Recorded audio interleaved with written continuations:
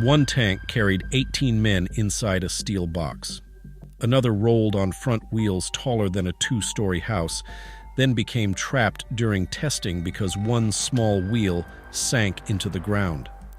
The Strangest moved at 1 mile per hour, while giant steel frames rotated around its operator. These were not movie props. They were real attempts to invent armored warfare during World War I. At the beginning of the war, armies understood the problem. Machine guns controlled open ground. Barbed wire stopped infantry. Shell craters destroyed normal vehicles. Trenches divided the battlefield into walls of mud and steel. What no one understood was what a successful tank should look like. Some engineers found the answer. Others built machines so large, so complicated, or so badly balanced that the design became more dangerous to the mission than the enemy. This countdown begins with the machines that came closest to getting it right. By number 1, the idea of a tank will barely survive. Look at almost any modern tank. The driver sits toward the front. The engine sits behind the crew. A rotating turret controls the weapon above the hull. That basic arrangement did not begin with a giant fortress. It began with the Renault FT-17. The small French tank weighed roughly 6.5 tons and carried only 2 men. One drove the machine. The other had to observe the battlefield, load the weapon, aim, and fire from inside the turret. The engine produced about 35 horsepower. The tank was barely faster than a walking soldier. Nothing about those numbers sounds dominant. The layout was the real weapon. Earlier tanks were large, difficult to control, and often too clumsy for narrow gaps or broken ground. The FT-17 was smaller and more maneuverable. It could follow infantry through spaces that trapped heavier vehicles. It could turn without demanding half the battlefield. Its turret could engage threats without forcing the driver to rotate the entire hull. The crew still suffered. The interior was cramped. Heat built quickly. Noise from the engine and tracks made communication difficult. The commander had too many jobs and almost no space to perform them. But the machine had something many larger designs lacked. It made sense. FT-17S fought on several fronts and were later exported across the world. Their greatest victory came after the war, when the same basic layout continued to appear in tank after tank. The FT-17 did not dominate through armor or firepower. It won because future tanks continued to look like it. The Renault showed how a tank should be arranged. The Mark V showed what a trench-crossing tank could do when its shape was built around the battlefield. Its long, rhomboid hull placed the tracks around almost the entire vehicle. They climbed high at the front, continued along the roofline, and reached toward the rear. The shape looked primitive. At a trench, it became practical. The Mark V measured roughly 26 feet long and weighed nearly 28 tons. When the front reached a gap, the rear could remain on solid ground while the tracks stretched across the opening. Wire disappeared beneath it. Shell craters struck the hull. Mud pulled at the tracks. The machine kept crawling. Inside, up to 8 men worked beside the engine, fuel, weapons, ammunition, and transmission. The 6-cylinder engine produced around 105 horsepower, yet the tank still moved at less than 4 miles per hour. The speed sounds almost harmless. The interior was not. Heat collected around the crew. Exhaust and oil fumes filled the same air they were trying to breathe. The rigid suspension transmitted every impact directly into the hull. The crew did not experience the battlefield through windows. They experienced it through noise, vibration, shouted commands, and the violent movement of the steel around them. Yet the Mark V reached combat in meaningful numbers. It crushed wire, crossed damaged ground, and supported infantry where normal transport had already failed. It was slow, exhausting, and brutally uncomfortable. It also arrived where it was needed. That made it far more dangerous than many faster ideas that never crossed the test field. The Schneider. CA-1 entered battle with a simple mission: break the wire, cross the trench, open a route for infantry. Then its own nose reached the obstacle first. A long extension projected from the front of the hull beyond the tracks. On level ground, the machine looked like an armored vehicle with a steel beak. At a trench, the beak could become an anchor. The front struck the opposite bank before the tracks found solid ground. The driver continued forward. The tracks pushed. The nose dug deeper. The tank had reached the obstacle. It had not crossed it. The Schneider weighed about 13 tons and could move at roughly 5 miles per hour.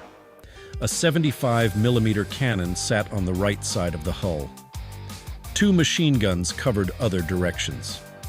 The weapon arrangement gave the crew useful firepower, but the main cannon had limited movement. Aiming often depended on where the entire vehicle was pointing. That was a serious weakness for a tank already struggling to control its approach.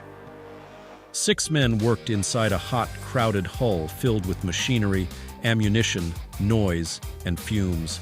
The armor could resist lighter weapons, but armor offered no solution when the machine was stuck in open ground. If the Schneider approached correctly, it could crush wire and support infantry. If the angle was wrong, the tank stopped itself before the enemy had to. The Schneider helped prove that armored vehicles could enter combat. It also delivered an expensive lesson. A gun can threaten the enemy only after the tracks carry it into position. From the side, the Saint-Chamond revealed its problem immediately. The armored hull continued far beyond the tracks beneath it. French designers wanted a vehicle carrying a powerful 75mm cannon. The weapon required space. The hull grew to almost 30 feet long. The tracks did not grow enough with it. On firm, level ground, the Saint-Chamond could behave like mobile artillery. Its long body carried the main cannon and 4 machine guns.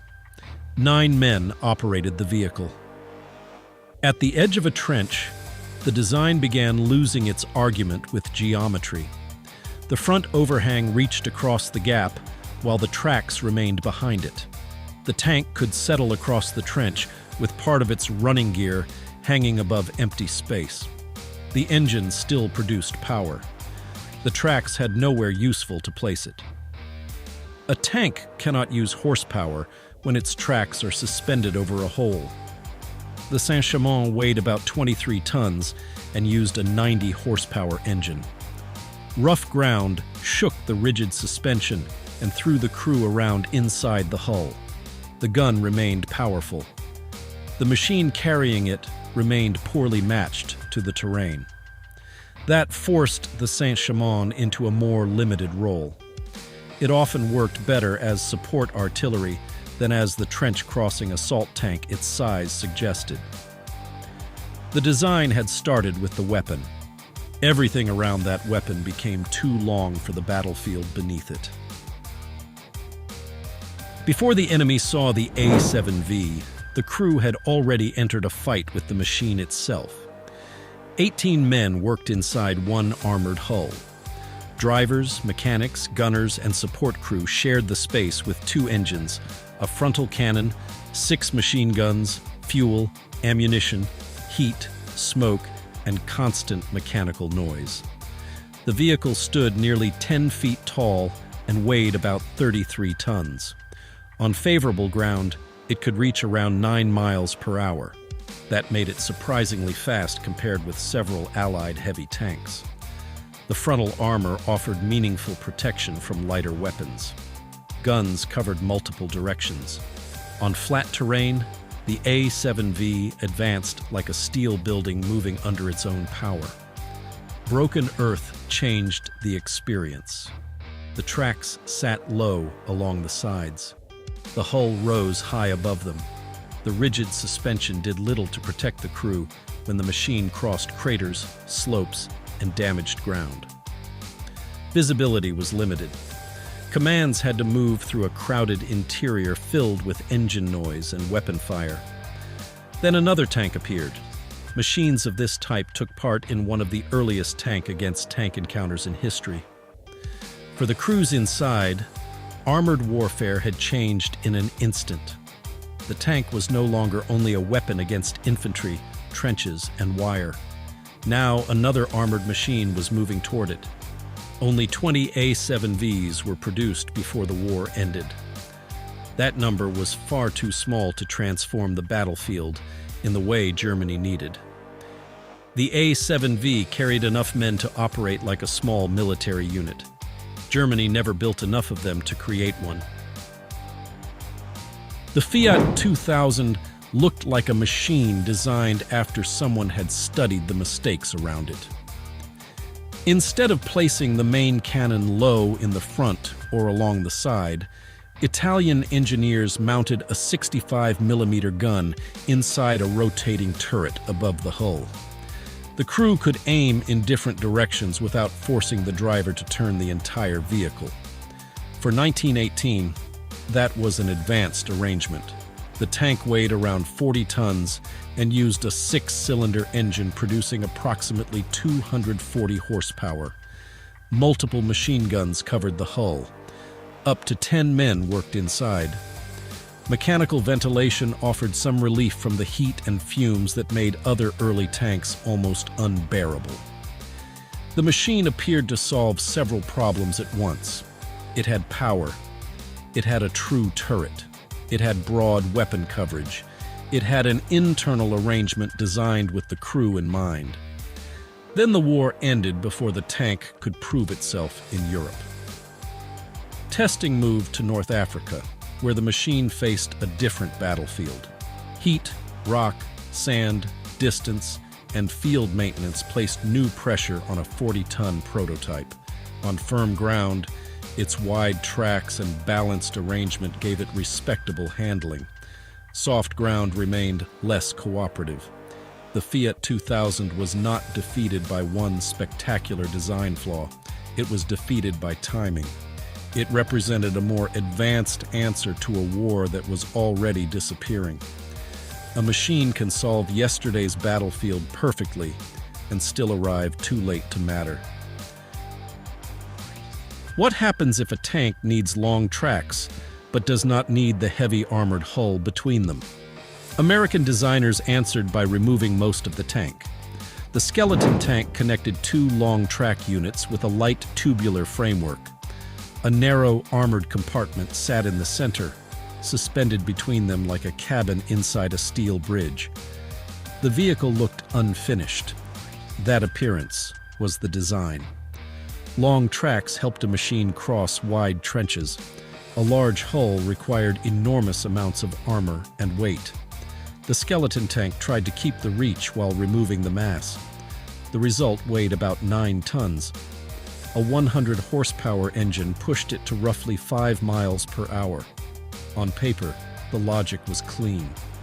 On broken ground, the structure flexed and shook. The two-man crew had limited visibility and minimal protection. A single machine gun provided the armament. The long frame also created a tall, exposed silhouette that was difficult to conceal. The tank could span gaps without dragging a giant armored body behind it. The crew would cross those same gaps while sitting inside a narrow compartment surrounded by exposed structure. Only one prototype was completed before the war ended, and the requirement disappeared. Most tank designers tried to improve protection by adding steel. The skeleton tank tried to improve mobility by removing it. The K-Wagen could not simply be driven toward the battlefield. Parts of it had to arrive first. Imperial Germany planned a super-heavy tank weighing around 120 tons. It measured roughly 43 feet long and 20 feet wide.